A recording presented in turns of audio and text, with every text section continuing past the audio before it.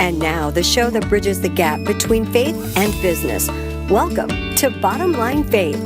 On today's show, John Rush, CEO of CleanTurn Enterprises. What else can I do to really have a practical impact on the lives of those that I'm having an opportunity to influence? It was a difficult transition, frankly. I had thought at that point that my calling was to kind of serve in pastoral ministry, preach the word, and see lives changed. And when I decided to make the transition from pastoral ministry to step into full-time business management experience, there was certainly a large learning curve there for me.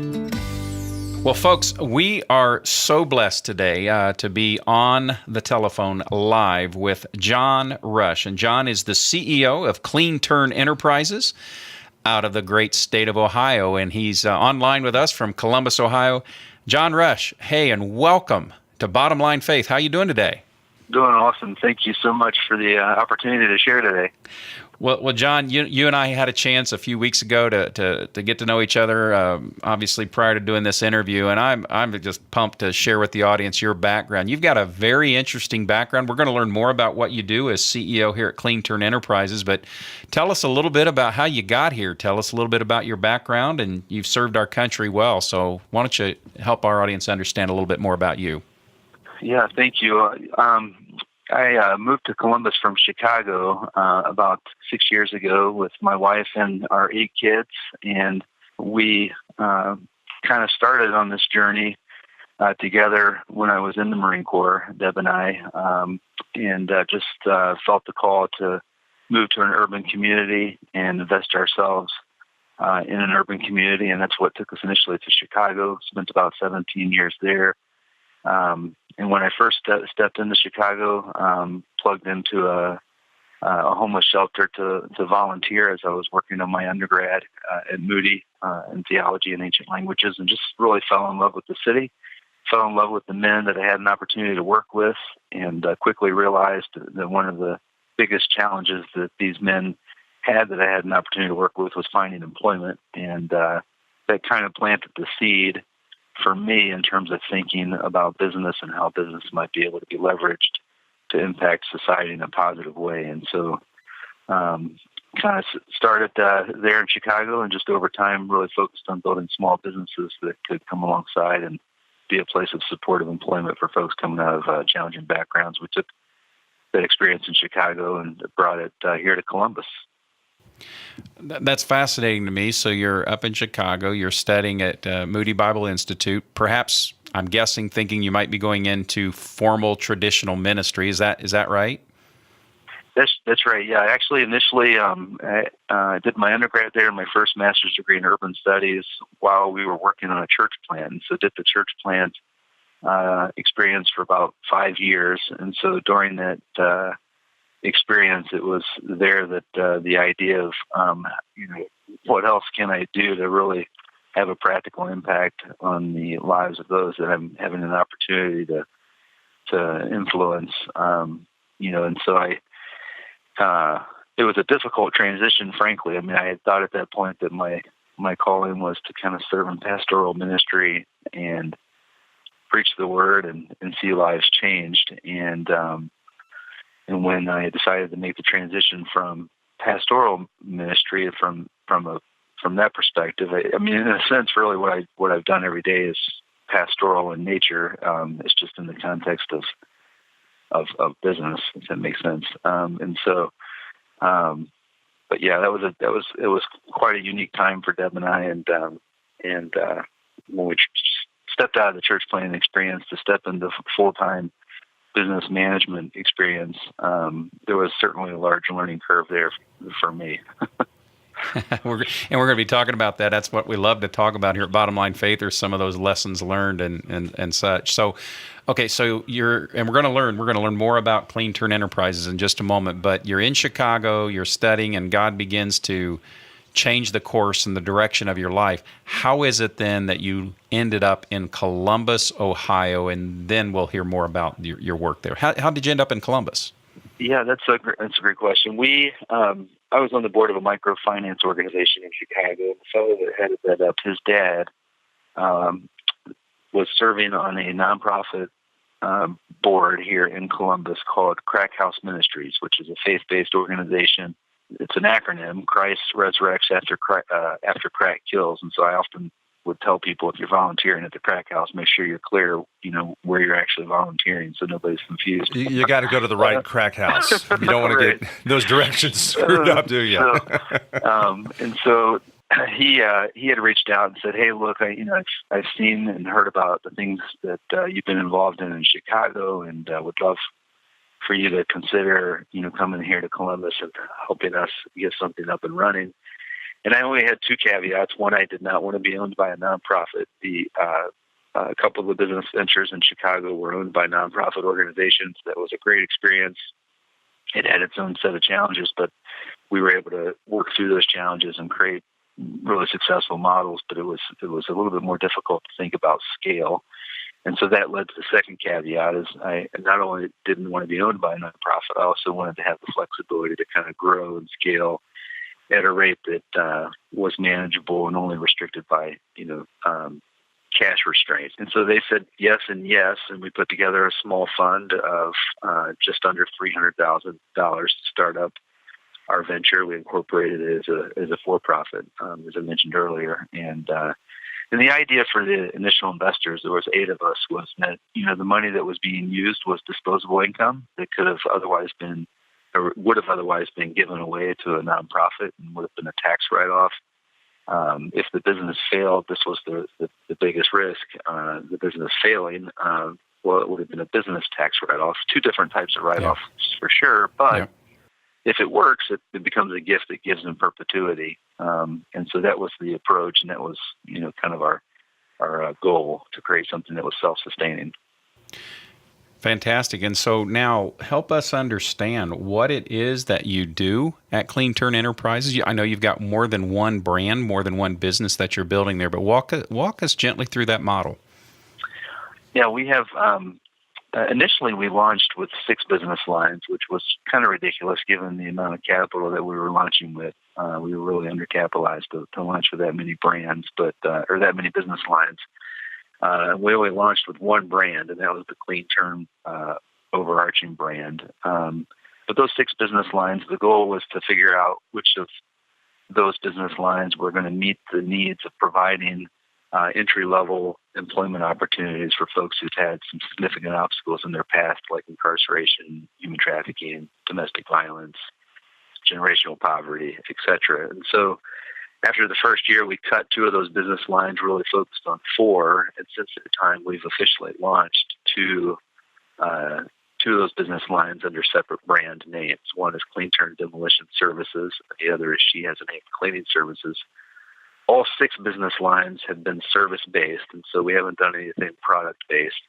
And all of the businesses have really focused on skill sets that do not require an intense amount of previous training or education or things of that nature, because we wanted to create a realistic platform for folks that may have not have had those opportunities in their past. And so really just creating a gateway into a career was kind of the primary focus. And so the CleanTurn Demolition Services focuses on contracting work. We do work with about 300 contractors here in Central Ohio, and we leverage the opportunity to do bulk removal, demo, interior demolition, trash out type work to create that gateway into the trades. And then our She Has a Name Cleaning business line is a residential and commercial janitorial cleaning company that provides primarily training and employment for folks that are coming out of human trafficking, substance abuse, and domestic violence. Pretty interesting up to this point, John. We have a Marine, served his country. We have a guy that went to college to study to go into the ministry, studied, your major was ancient languages, you said?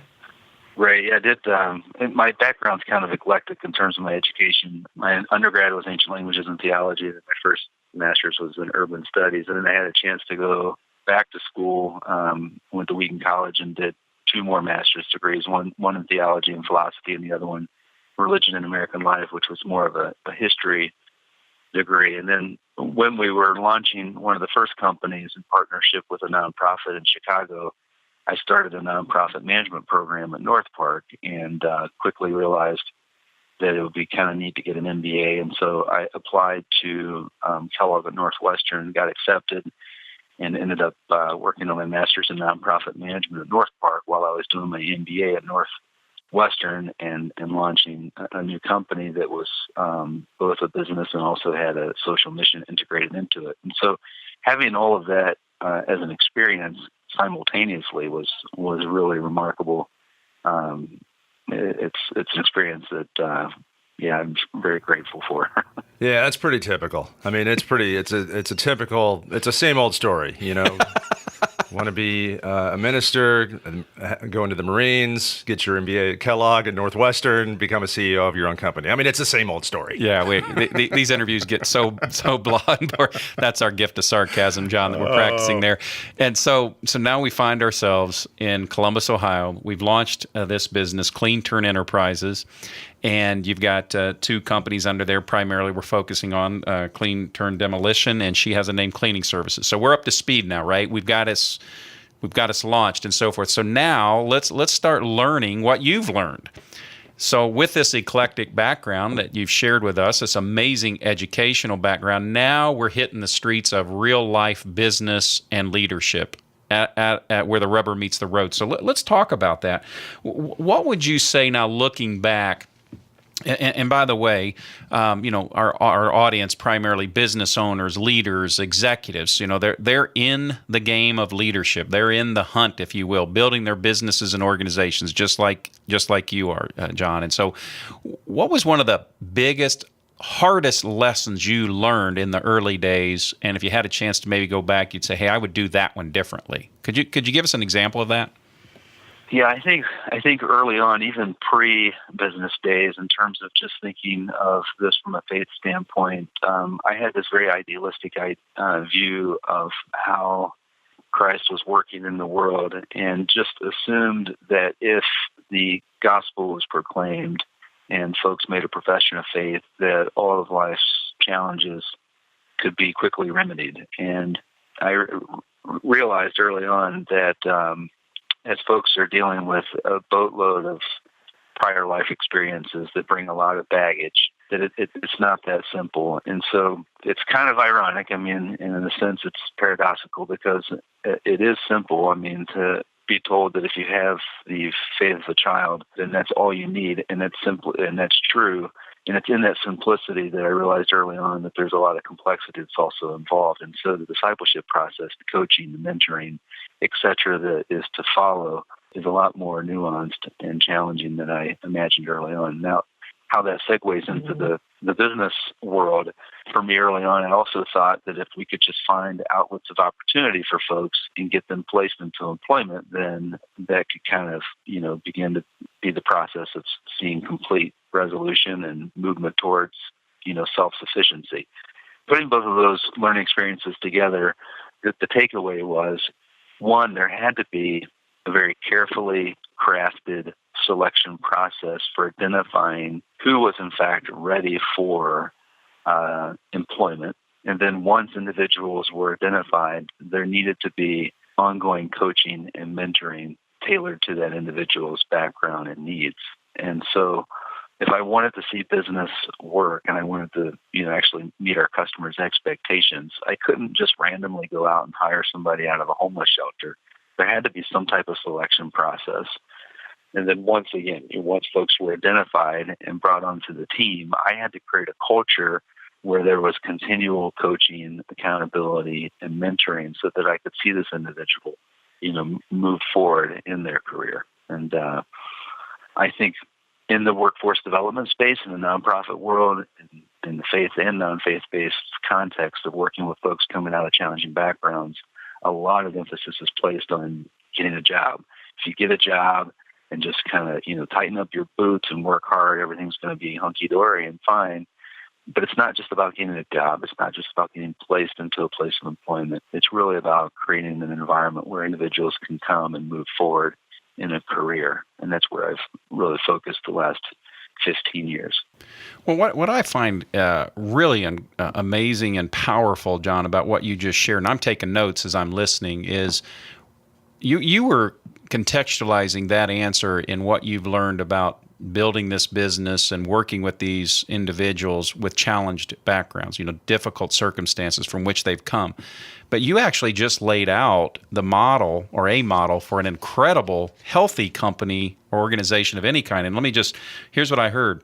Step one was a careful selection process. And one of the things we say around here at Bottom Line Faith is hire slow and fire fast. And we tend to do it just the opposite. But you are doing that. You have a careful selection process. So you're really monitoring and somewhat controlling what's coming in the front door, right?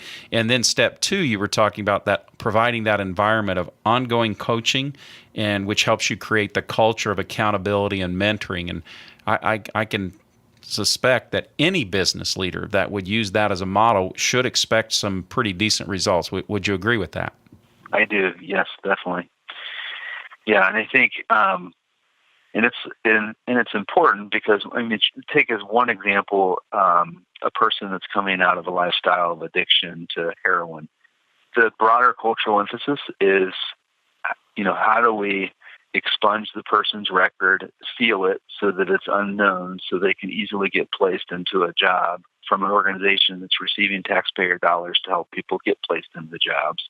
And once they're placed into the job, the company that hires them gets a work opportunity tax credit because they've done a good deed in providing that place of employment. But within 2 months of having been placed, the individual encounters 3 different triggers that lead to their relapse, which leads to their unemployment. And that cycle continues throughout the year with 2 or 3 other nonprofit organizations and 2 or 3 new businesses, initial nonprofits funded by taxpayers, the businesses getting a tax write-off. And so we're investing money as an economy, the broader economy to help this person move forward, and they're still unemployed at the end of the year. And it's all placement focused, it's job placement focused, it's not retention, supportive services focused.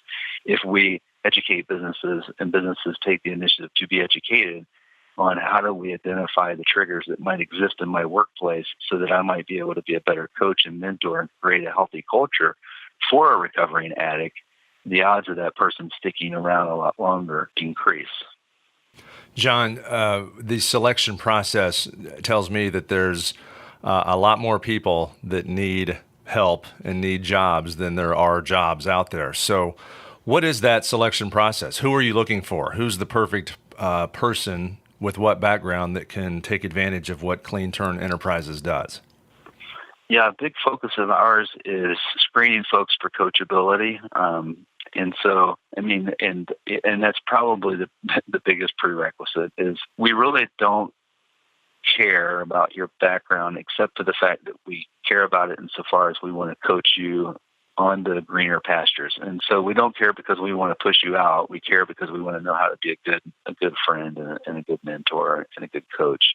But you need to be coachable. So if you've got it all figured out already and you're still kind of in a predicament and you're coming out of a predicament, then you're probably going to end up in another predicament, and this is not the best place for you. But if you can kind of, take a step back and open up your mind to being coached and mentored, and couple that with some patience and a dose of strong work ethic, and then we can do something with that.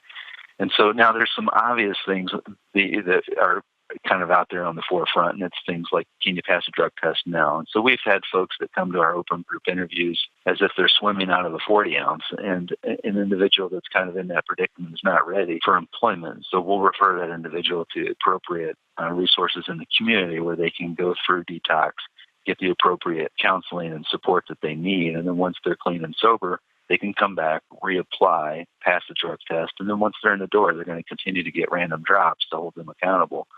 But yeah, the biggest thing beyond the drug test is the ability to want to learn and to grow and to be coached. Well, folks, let me pause just for a moment and remind you are listening to Bottom Line Faith. That's the program where we love to learn from top Christian business leaders around the country, how they're living out their faith in business, the lessons learned in leadership, and how they're making a difference in the world as Christian leaders. And our guest on the show today is John Rush. John is the CEO of CleanTurn Enterprises out of Columbus, Ohio. And John, if we've got listeners who would like to learn more about your organization, what would be the best place or best way for them to learn more about CleanTurn Enterprises?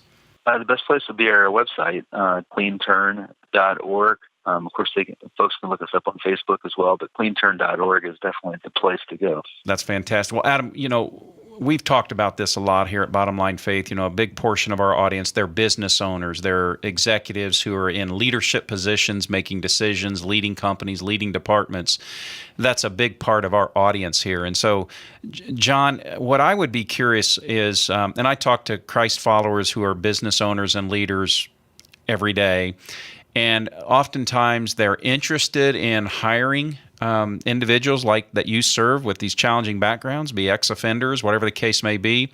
But sometimes they're not sure about that. How risky is it? How successful they can be? They want to do this because they want to make a difference in the lives of these people, but they really don't know how to go about it. So what advice, what counsel would you give for a business leader or an owner that we've got listening to the program right now that might be interested in this sort of thing? How would you coach them? What would you tell them is really important for them to know and do?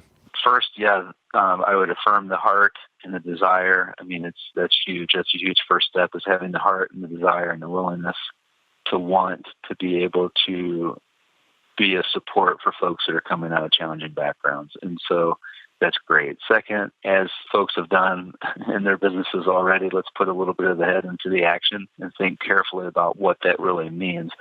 And we saw that as a huge need, and that's why we launched our third brand, which is Passion, Purpose, Profit, which is more of a cause marketing brand, where we're really looking to take the DNA of what we do as a business and inject it into the broader business community for two reasons. One, we know that we can't provide all of the market opportunities that are out there to provide for folks that are coming out of challenging backgrounds. And so that leads to two, we'd love to educate other businesses on how to do this and how to do it well.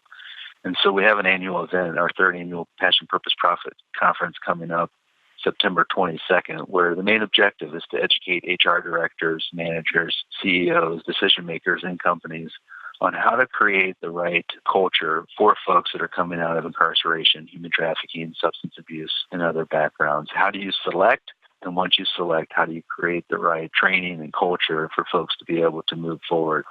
But it's a loaded question. There's no easy answer to how do I do that, because it's very nuanced to the business and the type of business that is wanting to do this type of work.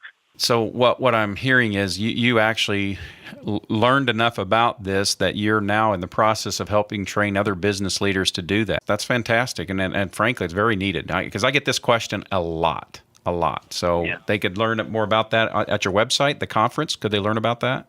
They could, yes. At our cleanturn.org website, folks can go straight to the homepage and click on Passion, Purpose, Profit, and it'll take them right to our Passion, Purpose, Profit website. All right. Well, folks, as I mentioned, we're talking with John Rush, the CEO at CleanTurn Enterprises out of Columbus, Ohio. This is an amazing company, a socially entrepreneurial-minded company that's created hundreds of jobs for folks who are well-deserving but have had difficult backgrounds and challenging circumstances. And Adam, you made a promise on the front end. You said this is the fastest 30 minutes. It's unbelievable how fast it goes. And I know we need to wrap it up, but I was just curious real quick, John, with the people you're helping, and it's obvious that you're a Christian faith-based business, how important, or is it important for the people with the challenging backgrounds to be faith-based? Does it matter if they aren't? Yeah, it's a great question. I mean, I think it's tied to the earlier lessons that we were talking about earlier. It was fascinating to me that many folks I had met at this shelter I was volunteering at could quote multiple scriptural passages, walk folks through the Romans Road, the plan of salvation, etc., but connecting their faith to everyday life and showing up to work on time, working hard at work, having a positive, productive attitude, etc., there was a huge disconnect. And then I would meet other folks who didn't know a lick about the Bible or came from another religious tradition who seemed to connect in terms of showing up on time, working hard, having a positive, productive attitude, etc. And then I also saw folks who could articulate the gospel clearly, understood their calling as a Christ follower to work hard, and they did that, and they had a positive, productive attitude. And I met other folks who weren't faith-professing in any tradition and anti-faith, who also weren't productive. And so I found these ironies and inconsistencies really, really challenging. And so in terms of how we kind of live it out here at CleanTurn Enterprises, I often use the analogy of a picture, a portrait. Our goal is to kind of paint the portrait of the beauty of Christ and how we do what we do each day. I believe that Dostoevsky was right, that beauty will save the world. And in a context such as ours, in a postmodern culture where words are very confusing and people define certain things different ways, sometimes a picture is a better way to communicate the love of Christ than words. And so what we're looking to do every day is to paint a portrait of beauty that will win the hearts of the folks that we're working with and the broader community as they see what we do. Looks pretty clear to me. Mm-hmm. That's good stuff. Mm-hmm. We are, and John, we talked about how quick this was going to go, and maybe you'll come back and be a guest. I'm sure there's a lot more you could teach us and a lot more you'd love to share, but thank you for your time today. So the last question, and for our regular listeners, Adam, they know this is the one we never miss. They know it's coming. It's coming.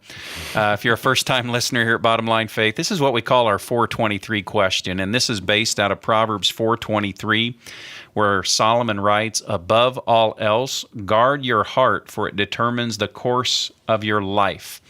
And it's believed that these may have been among some of Solomon's last words. So you can imagine he's gathered his family, his friends, his loved ones around to share his great big piece of advice. And his ultimate piece of advice was for us to guard our heart, because all things of life flow out of our heart and our desires.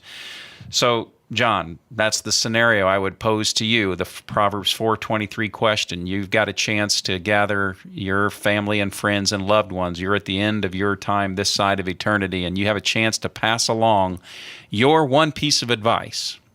What would be your above all else advice? In fact, fill in the blank. Above all else.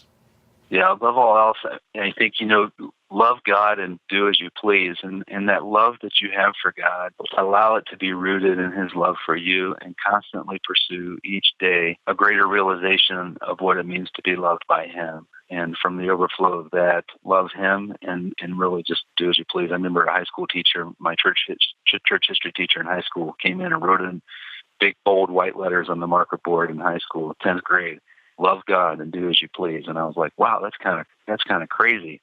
But the older I've gotten, the more I've realized how amazingly simplistic it is, but how amazingly beautiful it is as well. And so, just fall in love afresh and anew every day, more and more with Christ, and from the overflow of that, love others. And that's wonderful. I'm sure your 10th grade teacher would be glad to know that you remember that from all those years ago. That's fantastic to hear. Well, John, in our last 30 seconds, any last words of encouragement, any last advice, or anything you'd like to pass along before we, have to close the show? It's just gone so fast. Anything else you'd like to add? Yeah, I would just encourage, any businesses out there that are looking to kind of integrate into their business models this idea of providing employment for folks coming out of challenging backgrounds, to reach out to us. We'd be more than glad to, be a sounding board and to be a help any way we can. That's incredibly gracious of you. Thank you. And folks, the best way to reach John and his team is at CleanTurn.org.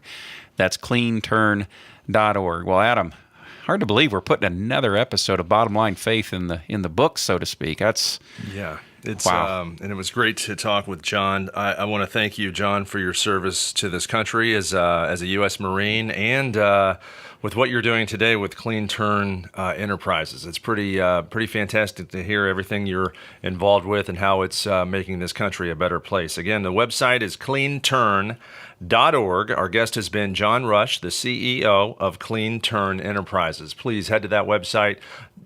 Follow them on Facebook, get social with them through their social media platforms. It is cleanturn.org. I'm Adam Ritz. This has been Bottom Line Faith, and we are at bottomlinefaith.org. And this show is brought to you by Truth at Work. And if you are a business leader, Christian-minded, and want to learn more about Truth at Work, very easy, truthatwork.org. Adam, it's been awesome. We'll see y'all next time here at Bottom Line Faith. God bless. You've been listening to Bottom Line Faith, powered by Truth at Work. Download and subscribe through iTunes, Google Play, Stitcher, and SoundCloud. And you can download and listen to every Bottom Line Faith episode at bottomlinefaith.org.